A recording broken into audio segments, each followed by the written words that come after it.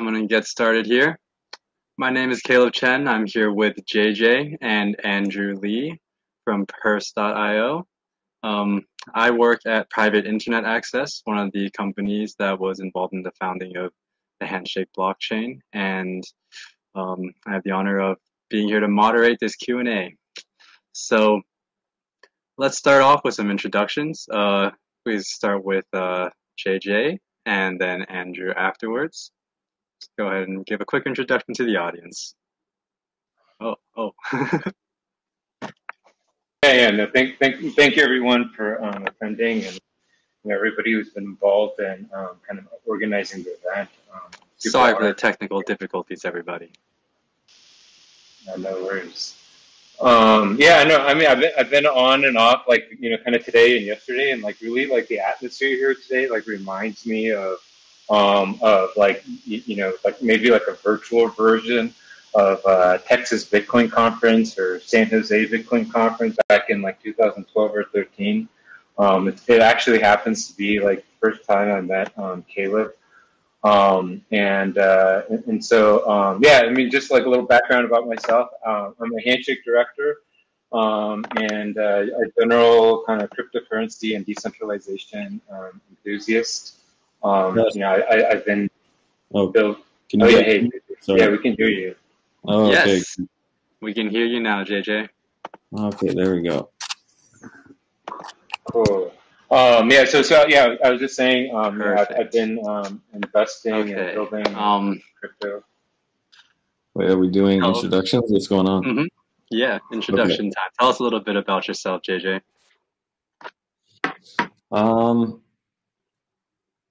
Yeah, so for many years, I worked on Bitcoin. I was considered myself a Bitcoin developer. I first worked at BitPay and eventually went on to work at Purse, where we developed a full node, a reimplementation of Bitcoin called Bcoin, which eventually served as the basis for Handshake. Yeah, that's the abridged version. Sounds good. Andrew, what about you? Hey, so just really quick, I don't know who can confirm or not, or maybe through chat. Did you guys already hear my introduction, or should I kind of like do that again? Okay, cool. Yeah, I think everybody was able to already hear like my introduction. But for whatever reason, I don't think Caleb can hear. Okay, Caleb, can you hear me? Yep. Okay, yeah. For some reason, you can't hear Andrew. I cannot. Okay, so I think everyone heard Andrew's. I can see him do emojis though. So whenever you're done speaking, if you toss an emoji up, then can move on. Oh, blue hearts, perfect. Okay. All right. Yeah, so I think if everyone heard Andrew's introduction, maybe we move on from here.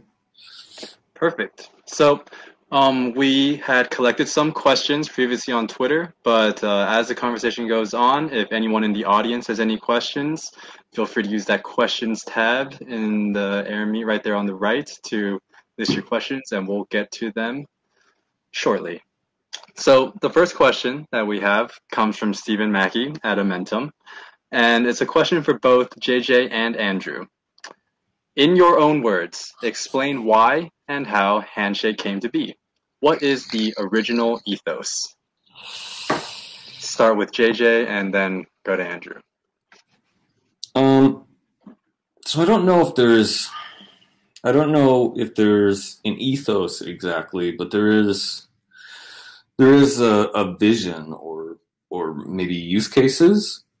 So I think naming is very important as a base layer. Like for example, like how do you get rid of the SSL cert racket? You need to solve the naming problem first. You can't just get rid of SSL certs without solving the naming problem.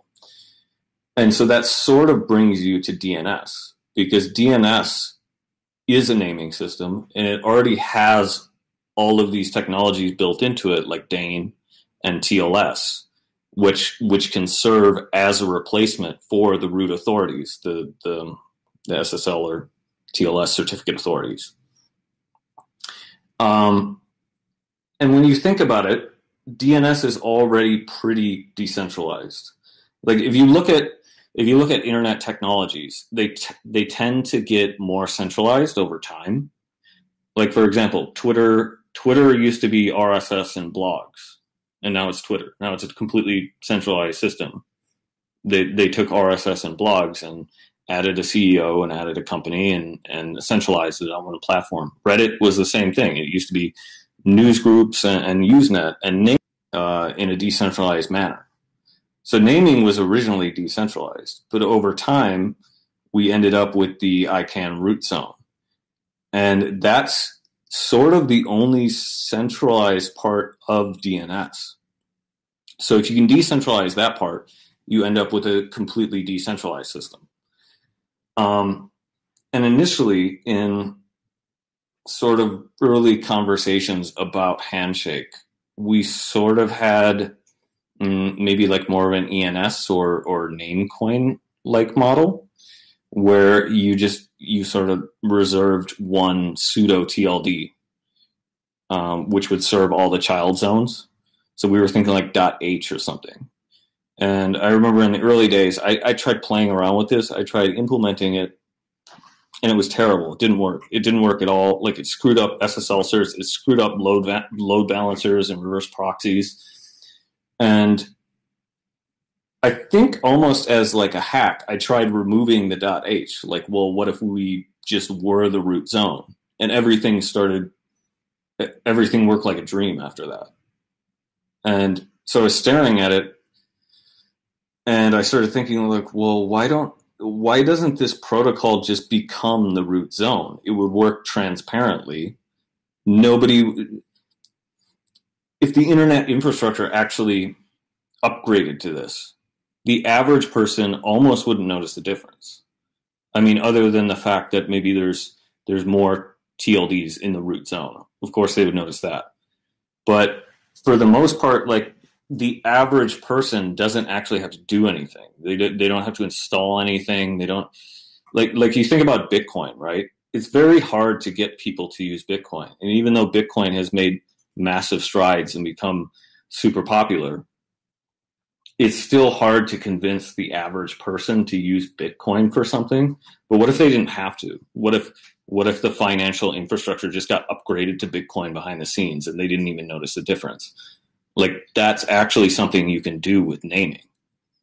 Nobody actually needs to see the upgrade happen. So this is essentially, I would say, if there's an ethos, I would say it's essentially that Handshake is sort of a soft fork for the internet. It's a way to upgrade internet infrastructure, and most people don't have to concern themselves with it at all. And it's a good base layer for other things, right? Like other protocols, other projects. It provides you a small amount of uncensorable data on the blockchain. It's good for identity, just proofs of identity and owning your own identity, and it can't be taken away from you. I suppose that would be my answer, unless I can think of anything else. I think that's my answer. Thank you very much for that, JJ. How about you, Andrew? Yeah, so I think what's been implicit in Stephen Mackey's question is the idea that the ethos evolves with as new contributors and people kind of come into the space and join the community. Even the original ethos was defined really by a lot of people. And I can really only speak for myself personally. So in the design itself, I think there's a deep regard for giving back, and kind of like standing on the shoulders of giants, of those who kind of stood before before Handshake, and namely, Namecoin, ENS, the ICANN system, and even Satoshi, has an original allocation to Handshake. So it's kind of like, I think it is very antithetical to the ethos of Silicon Valley and tech in general, both kind of to the notion of disrupting incumbents, or like founder glorification. So I think a lot of the original ethos perhaps was defined by the likes of Bitcoin and kind of this is before and the projects that we admire. And another part of the ethos I think is the project is highly experimental. Significant energy went into various parts of Handshake, on the parts of both JJ and but also Joseph and Dr. Benet from Stanford and others that really make Handshake technically novel. I'm kind of I think it's pretty cool that there were technical risks that were taken to kind of advance by cryptography or what have you. All right. So this next question comes from Matt Zipkin, who y'all may have heard earlier. And I believe it is for JJ. Why do we use Blake for pay to public key hash and transaction ID, but SHA-3 for pay to script hash and name hash? Oh, I think it's, if I have to remember it, I would say it's mostly superstition. And this superstition is in some ways inherited from Bitcoin. The superstition being that pay to pub key hash is more secure than pay to script hash. Because say there's some kind of, like length extension or collision attack against SHA-256 or against RIPE MD160 or SHA-256, or in this case, Blake 2. You can't really grind a pub key because you need the private key for it. So you can't really grind pay to script hash and attempt some kind of collision attack because you need to do an EC point multiplication every time, and that slows it down hundreds of times. But if you have a script, you can do some kind of collision attack because you can just grind a nonce in the script, just some useless value that gets pushed onto the stack or something and then gets thrown away. And so Bitcoin sort of accounted for this when they added SegWit. They switched the script hashing algorithm to SHA-256. So I believe when I was first implementing it, I just used SHA-3 just because I understand that Blake 2 and SHA-3 are purported to have very similar security properties. But if you look at SHA-3, it sort of looks more secure. It's it's twice as many rounds for the compression function or the sponge function for the Kenetic function than Blake's 2 compression function. It's a lot slower. So I think that was just sort of, it's not a very scientific argument, but it's just kind of superstition. And the same is true for the name hashing, right? It's we didn't want people to attempt DOS attacks on the tree and find colliding prefix bits because that would cause the tree to grow very deep, very early. You could cause it to grow you could cause a branch on the tree to grow to 256 bits, to 256 levels deep. And that just, it increases the amount of internal nodes, the amount of hashing you have to do, the amount of disk space required. And we just didn't want people attempting any kind of DOS attacks. And out of superstition, SHA-3 was picked over Blake 2. Thank you for that explanation, JJ.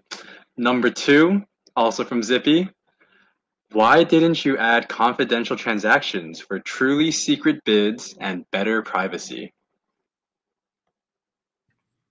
I mean, early on, I don't think we ever considered that. It's a lot of complicated cryptography. It's really big.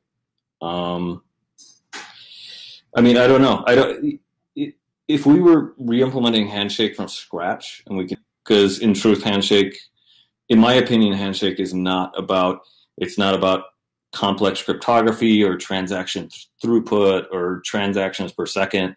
It's about naming, and that's the most important thing. And I don't know, maybe it could be improved with confidential transactions, but it's not something I've looked into. Understood. Thank you for that explanation. So, number 3, will you ever publish the BLGR branch with the file rotation?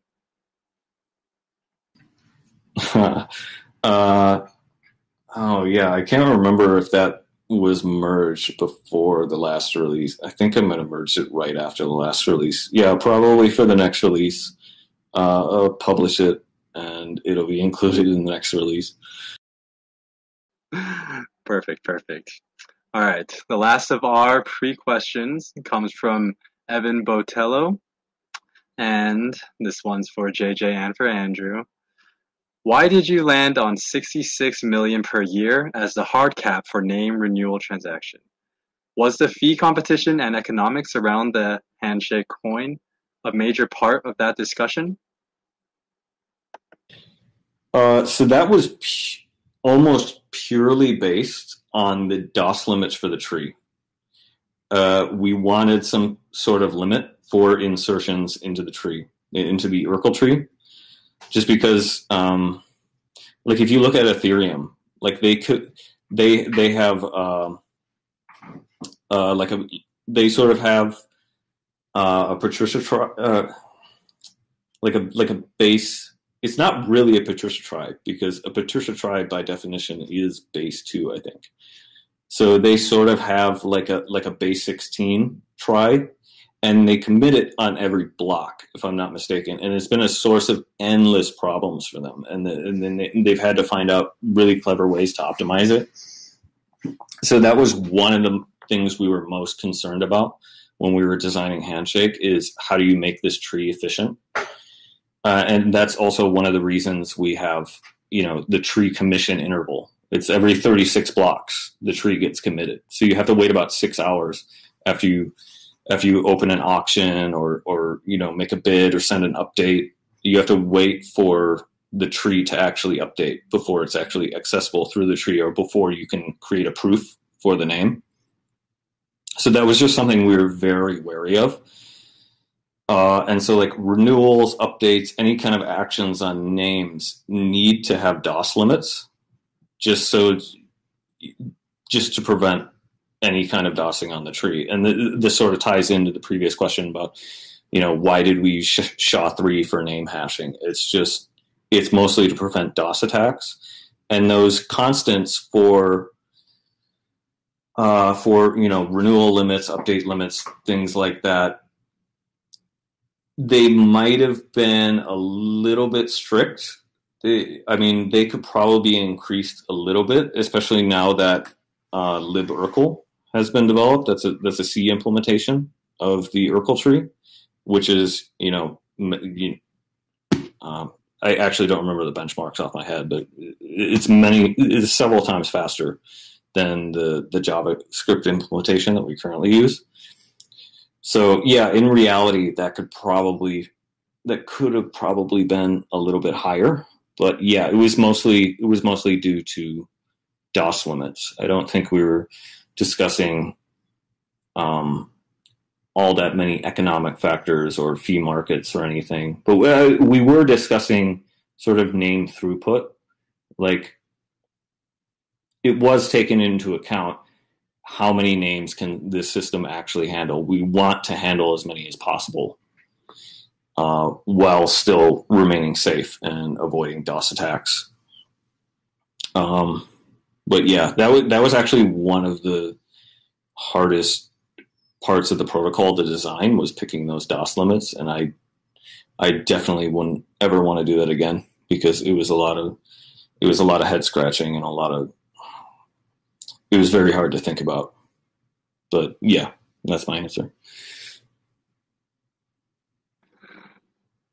Anything to add, Andrew, with those your emojis? No, I don't have anything.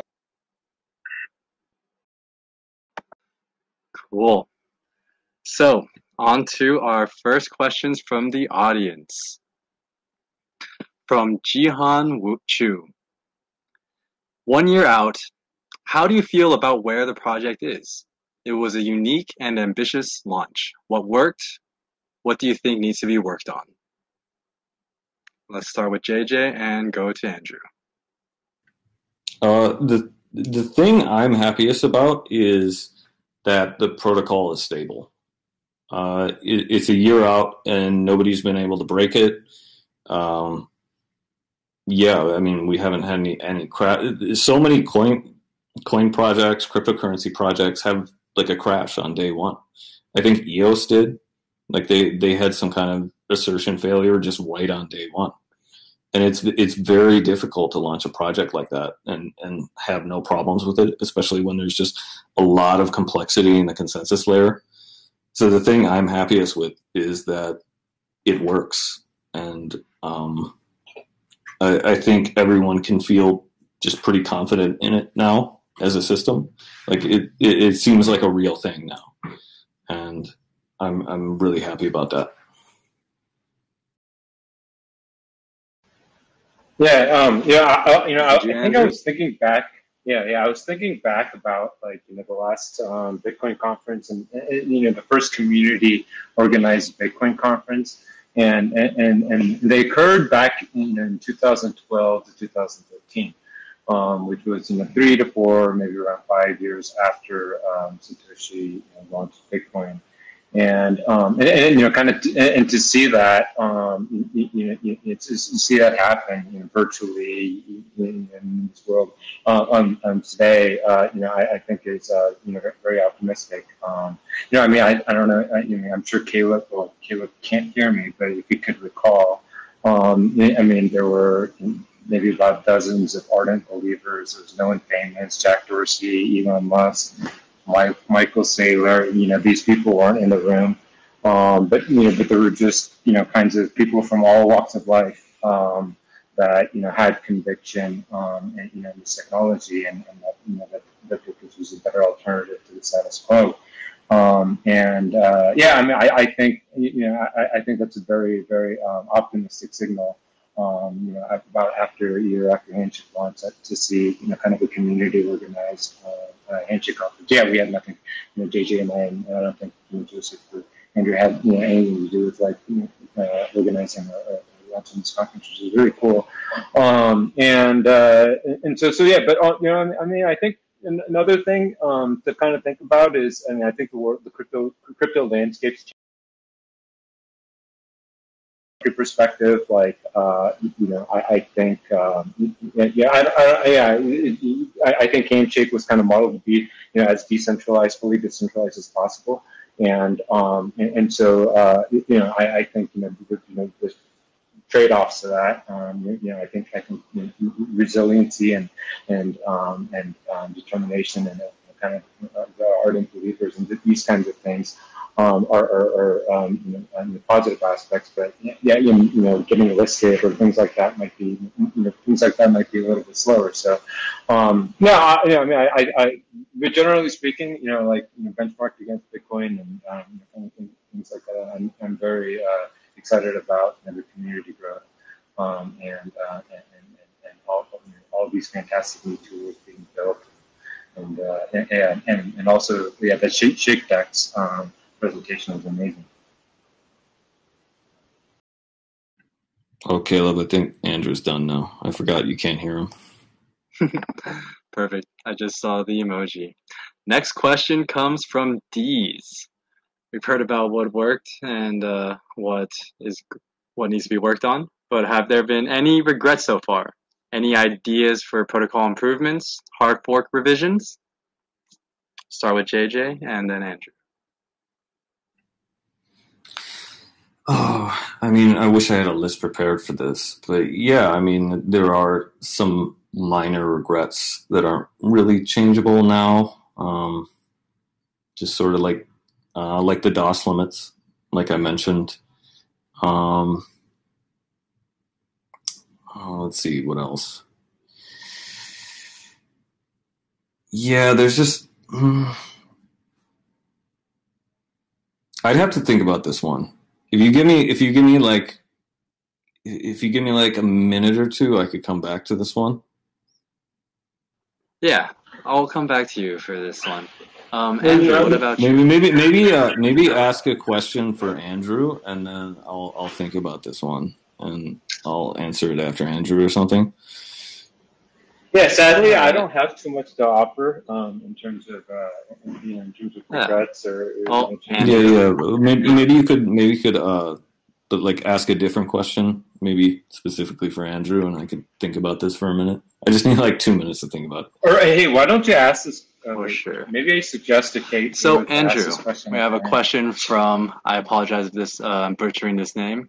Mayank. What are the areas to work, research, to enable more usability of the protocol in the real world? Yeah, so from my perspective, I mean, I think the more utility definitely Handshake has, definitely those kinds of things are good for adoption. Name-based, Bob, and all the other projects that are coming on board are super exciting from that perspective. I definitely think the decentralized social networks or decentralized other kinds of applications are really have really good market timing fit like today and so I'm really excited about more applications kind of coming on board and. Okay, Andrew's done. But in response to the previous question, I mean. I think there's just a lot of like really minor design things. Maybe some things with regards to like the airdrop, like the protocol could have done that slightly differently, could have been improved. It could have been more verifiable. I think the protocol could have given existing name holders more HNS, and then there's just a lot of like really minor design things that probably wouldn't interest people. Very minor regrets, like I don't know, maybe the hashes should have been treated as little endian like they are in Bitcoin internally. Maybe the way the bit fields are handled should have been handled slightly differently. They require an extra subtraction for accesses and modifications, but it's like that's extremely minor stuff.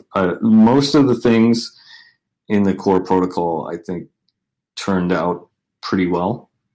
One big regret is maybe the wallet, which actually can be changed since it's not the core protocol. There's just, I think that wallet was inherited from Bitcoin, and I was never happy with it. Like I would rather give me a blockchain to implement any day. I never want to implement a wallet. Like a blockchain or a mempool is 1,000 times easier than implementing a wallet.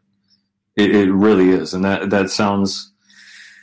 I mean, there's maybe more catastrophic gotchas when you're working on the consensus layer, but I think in some ways there's less of them, and in some ways they're easier to spot.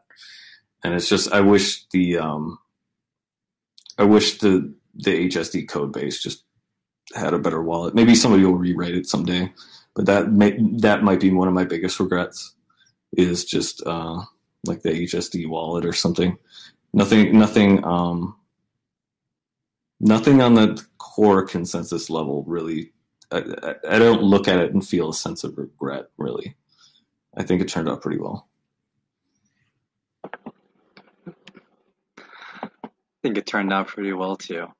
Next question comes from well, Mike posted it. I think it comes from Chris Smith, and the question is, not sure if you heard Brantley from ENS speak earlier today, but it would be good to break down some of the points he raised and address them from Handshake's perspective.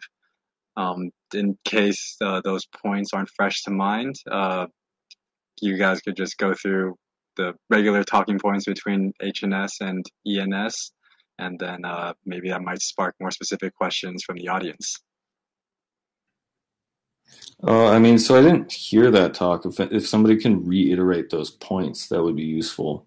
But I mean, I think the main reason we saw ENS as sort of unusable is just one, there's a centralized group of signers that control the root zone.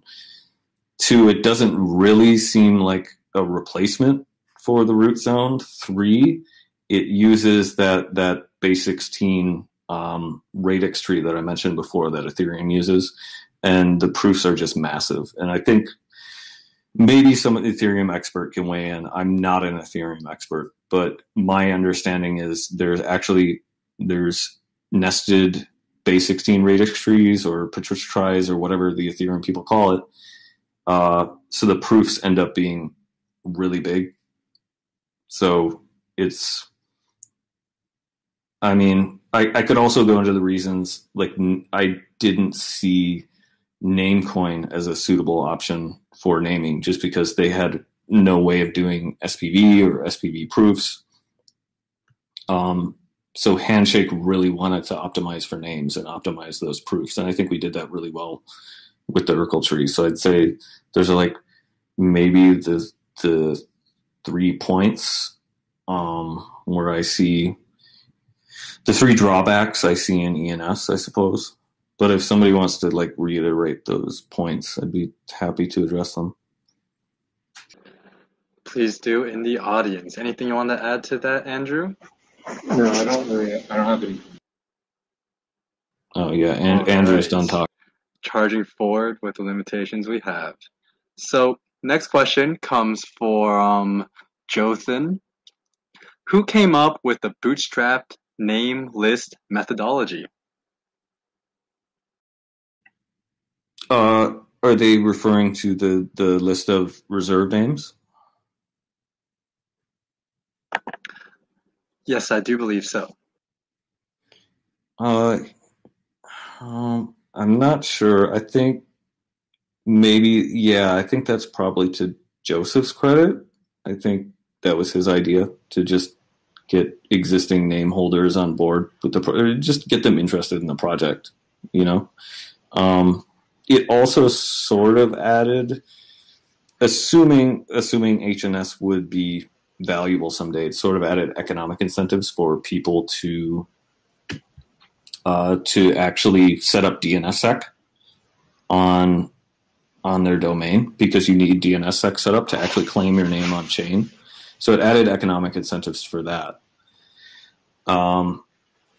And that's really important because there's not that many websites that support DNSSEC, and DNSSEC is actually sort of necessary for Handshake's security model to work. At least if you want like Dane to work or something, DNSSEC is pretty important.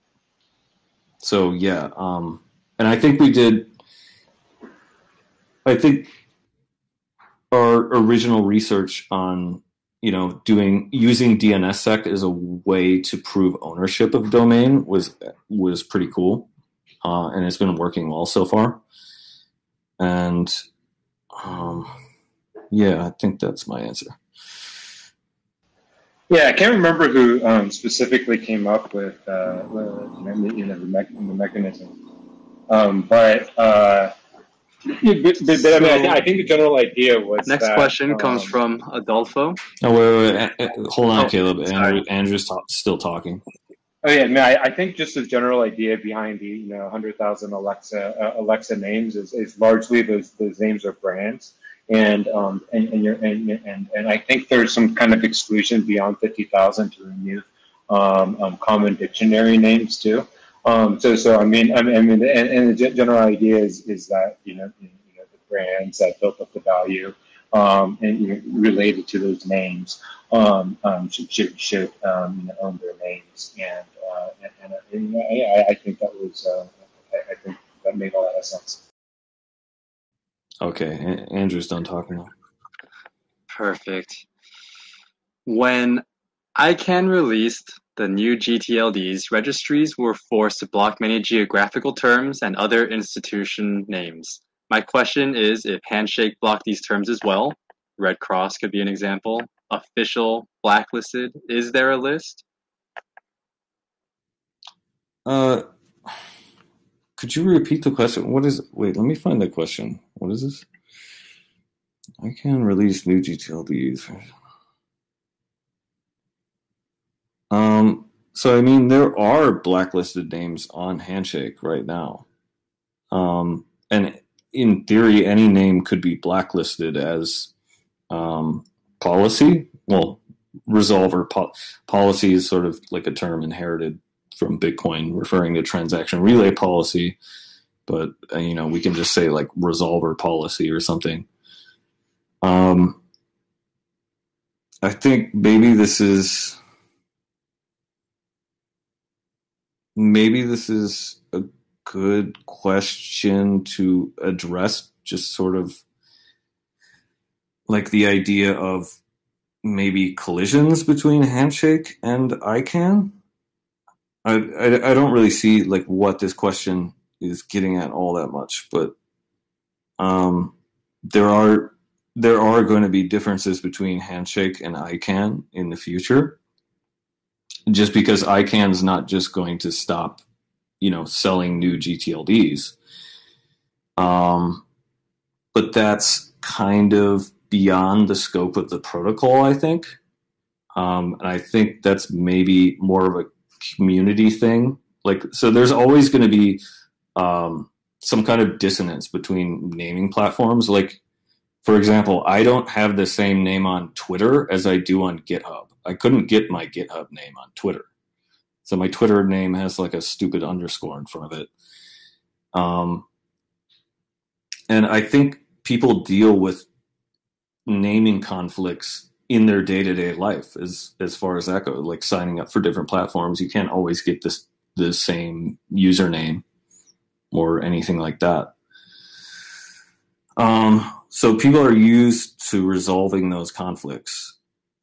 And like when you register a domain name, if you're starting a company or something, or you're starting like an online store, or you're just starting a website like a blog, you usually try to get, and you think of an idea for a domain name, you usually try to get as many as you can. You try to get like com, net, org, io, whatever. Handshake, at least right now, maybe just adds an extra one. You should try to get the Handshake name too. And I think people are already used to that. I don't know if this is what the question was trying to delve into, but it felt like a good time to bring that up. So, and also on the topic of like naming collisions between ICANN and Handshake, I mean, there's a chance. So name claims, the reserved names, the name claiming system is going to be disabled in about 3 years. It only runs for 4 years, or about a year in. So, I mean, there's a chance 3 years from now, VeriSign doesn't claim com or something. And that would be really bad because com goes up for auction and anybody could take it and have it resolved to, whatever authoritative name server that they wanted. So the solution to this is, it's got to be sort of a community solution. Like the community comes to consensus that, resolver policy should be that when the authoritative name server is resolving com, it should, you know, either hit ICANN servers or hit, you know, like some hard-coded name servers that actually point at VeriSign servers. That would be one way to deal with the kind of collision issue. Yeah, I'm kind of meandering around with this answer, but I think it's worth talking about. Anyway, that's all I got. Definitely worth talking about. Anything to add, Andrew? Nope, I don't have any. No, he's done. Right. So, speaking of, next question from Michael Kleinman for both Andrew and JJ. Where do you see Handshake in 5 years in terms of disruption to the .com TLD? And can you speculate on how ICANN and VeriSign may try to respond to this disruption? Is Handshake on ICANN/VeriSign's radar yet? Oh, this is a fun question. So I don't think it, I mean, Handshake isn't really supposed to be a disruption to COM. I mean, it's supposed to work with the existing system. Like I said, it's a soft fork for the internet. So anything that's not the root zone, it's supposed to work with. And, you know, COM is not the root zone. It's a child zone. So I think there are various, if Handshake is ever on, say like ICANN's radar, and ICANN wanted to be malicious, I'm not saying that they are, but I'm saying if they wanted to be, there are certain attacks that they could do, right? Like for example, they could regenerate the KSK for the root zone. That key signing key, the KSK 2017, is actually committed as a consensus rule in the Handshake code base. So if they were to change that, name claims would not work anymore. I mean, that's one potential attack that they could do. Even worse, if they decided to revoke the key by revealing the private key publicly or something, which is, I mean, you could do that if you wanted to revoke a key. That's, I mean, you could release the private key. That would actually make things worse because, you know, it would mean that people could start trying to steal claimed names on, or reserved names on Handshake. The other attacks that they could do, they could maybe, you know, just start selling GTLDs willy-nilly for a very low price. And that just creates more naming collisions between Handshake and the root zone. And yeah, and then the community is left trying to figure out how to resolve all those conflicts, you know. Can't think of any other attacks they could do right now. But yeah, that's a really interesting question worth talking about. I think that's a fun question to talk about.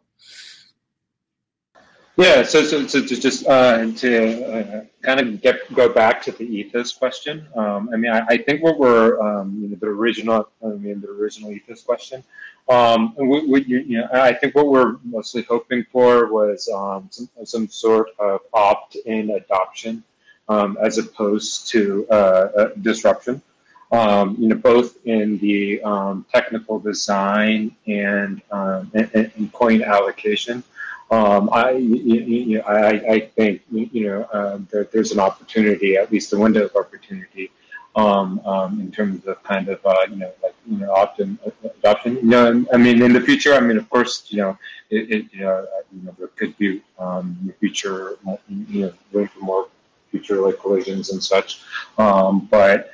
Yeah, I mean, it's hard to speculate, like, you know, 5 years on the line, or you know, like, you know, in terms of like playing out all the kind of game theory and in terms of like how all this will play out. But and I, you know, I have no idea.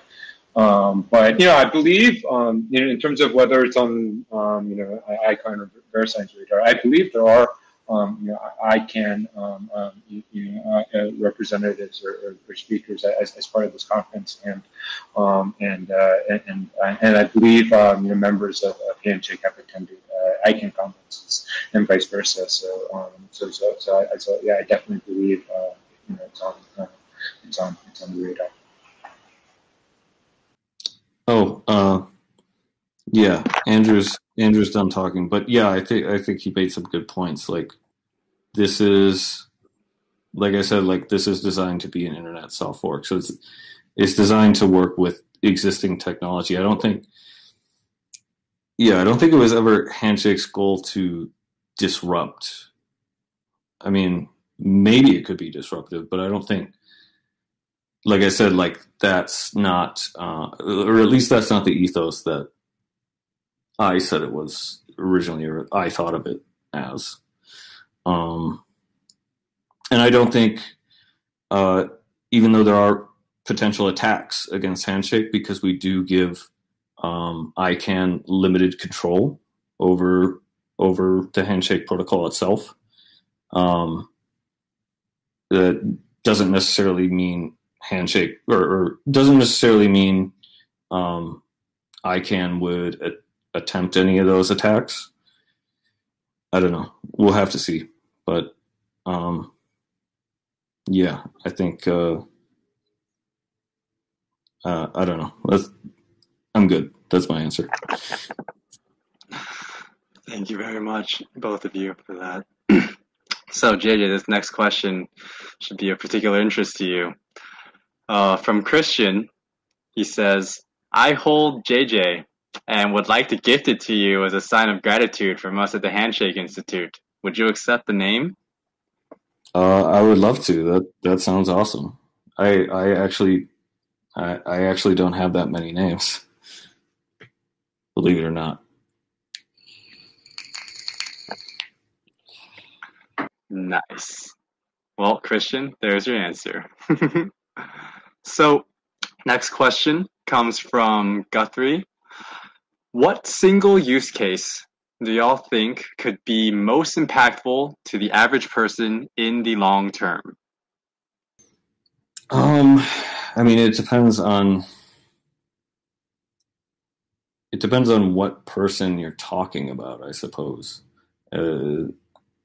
Because if Handshake ever becomes a part of that infrastructure upgrade that we're talking about, and it simply becomes the root zone, that's a major use case for everyone, including just average people who don't know they're using Handshake. But yeah, I don't know. I'd have to think about this one too, because like I said, it's just a good base layer for so many things. I'd have to think. If you give me like 2 minutes to think about this one too, I'd probably come up with a good. Yeah, well, maybe go to Andrew. Yeah, so I don't really know either. I mean, to be honest with you, I don't really know what the single use case that would be most impactful, but it could be a number of things. And what's kind of interesting, like I think JJ kind of alluded to it too, but then there's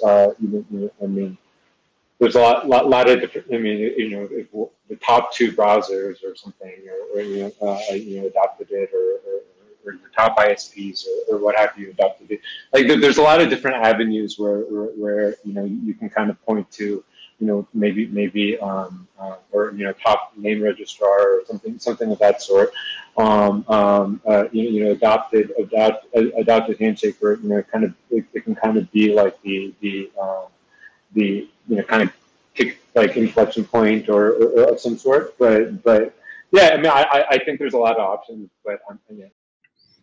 I think probably getting rid of SSL certificate authorities. That would probably be like the most clear use case that maybe not your average person would understand, but can you guys hear me? I'm getting some errors from AirMeet. Yes. Okay. Yeah. So yeah, I think like SSL certs, getting rid of root authorities would probably be like the most obvious use case to your average developer, but maybe not your average person. And I mean, there's unknowns here, right? Anyone might use this as some kind of base layer for some other system. That's my answer. Thank you both. So we have another question from Dees, and this is common questions asked by community members during onboarding. Why is the reveal phase 10 days, and why doesn't the bidding phase extend at the end to disincentivize snipe bidding? So I think we made the reveal phase much longer than the bidding phase, just because it's more important. Like the reveals need to get in. It's sort of a similar attack to, things you can do on layer 2 systems like Lightning, where there's like a mass closeout of channels and there's some kind of time critical smart contract on the blockchain. And if a transaction doesn't get mined within a certain time window, you end up losing money. And so the reveal phase is longer than the bidding phase for that reason, just because those transactions absolutely need to get mined. Otherwise, people might lose their bids. And what was the second part? Could you say it again? One second. The second part is why doesn't the bidding phase extend at the end to disincentivize snipe bidding? I see. Like extend in the case that somebody tries to snipe a bid? Is that the... Yeah, like on a lot of auction sites, if a bid is made in the last hour of the bidding period, then it automatically extends the bidding period for another hour. Right. I mean, I think that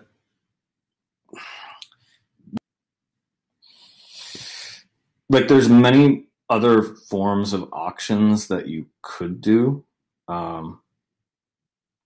But the main mechanism that's supposed to prevent price sniping is the blinding, right? That was sort of the countermeasure to people attempting to snipe bids, but it's not perfect, right? Because there is like the lockup value, and somebody can just bid more than the lockup value.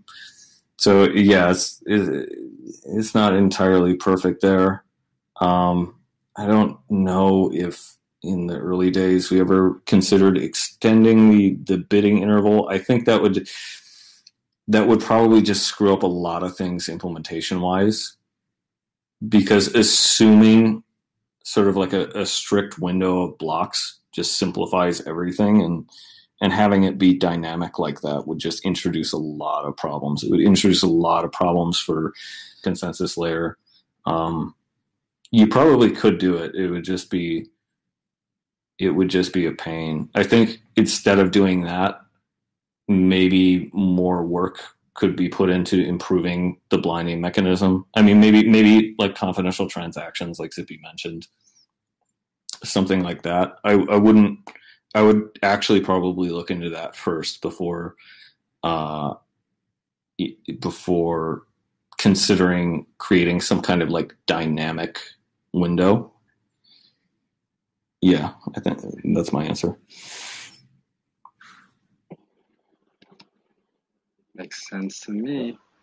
Yeah, I don't have any. So next question here from Omar is, using atomic swaps, would we be able to bid on names with Bitcoin or Monero, for example, in the future? I mean, I'm not an expert on that. That's entirely possible.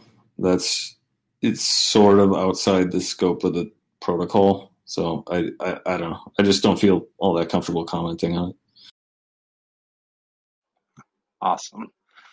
So we have the last question here coming from Kiba. And it is, what were your favorite open source projects that HNS VC funds went to? Oh, Oh, I'd have to look at the list again, but like Mux, and it's basically just developed by one guy, Nicholas Marriott, I believe, and yeah, he's been like developing it for years, and you know, I think he's mostly just been funding himself, but yeah, like everyone, you know, any developer you talk to, there's nobody who doesn't know about T-Box or use it on a daily basis. Um, GIMP, the GIMP was another one. Like, I think that's a really good project, and it's really important to have an alternative to Photoshop. Uh, and yeah, like that project, there's the people who work on it are pretty amazing because that's a really difficult piece of software to make, and I think it just needed some love, and I'm glad they got funds. I'd probably have to look at the list again to refresh my memory, but maybe I can pull it up while like Andrew. Yeah, I mean, I think my favorite were I mean, the projects like both GIMP and TeamBox, and there were definitely others where it was really small teams that have never, even tried or like, I mean, it didn't receive donations or anything like that. Didn't have a foundation set up. Like what JJ was saying about the TeamBox guy, like. Yeah, I'm not entirely sure that he even like had an entity or corporation kind of set up. No one had even tried to donate to him in the past, and there were lots of kind of like small open source projects like that that the donations. Oh, and then Arch Linux, like I realized that was an incredibly small team. And so yeah, but not to say that the larger open source projects like weren't valuable, yeah, I think places where the donations had the largest impact, I think, were kind of like the smaller impactful projects. Yeah, I don't know. I forgot about Arch Linux. I love Arch. I'm looking at the list now. Like they're all pretty damn good. Free software found it. Like yeah, these are all great projects, but yeah, I think I listed my favorite. Awesome. So there's one more question here that we're gonna slide in. Comes from Anthony Liu at Namebase. Why was the idea to do a worldwide airdrop at 50? I mean, was it the? Wait, what? Could you repeat that? Yeah, so The question is, why wasn't. was the idea to do a worldwide airdrop at 50 billion market cap removed from the white paper? Oh, okay. I didn't know it was removed from the white paper. I'm actually uncertain here. I don't know if Andrew knows. Yeah, I wasn't aware that it was removed either, but I mean I think yeah, it wasn't my idea. I don't think it was either of our ideas to add it or remove it, but yeah, I'm not entirely sure. You know, the protocol in the white paper, so I'm not sure. To have to ask some other people. Oh, Andrew's done, by the way. All right. Well, that is it for the questions. I want to give a quick thank you to Andrew and JJ for answering all these questions, and definitely also a thank you to HandyCon organizers for putting this on for everybody.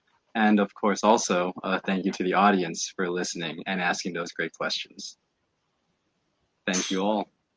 Yeah, thank you, everyone. It's awesome to be here. Thanks, everyone. That's pretty awesome. Cool.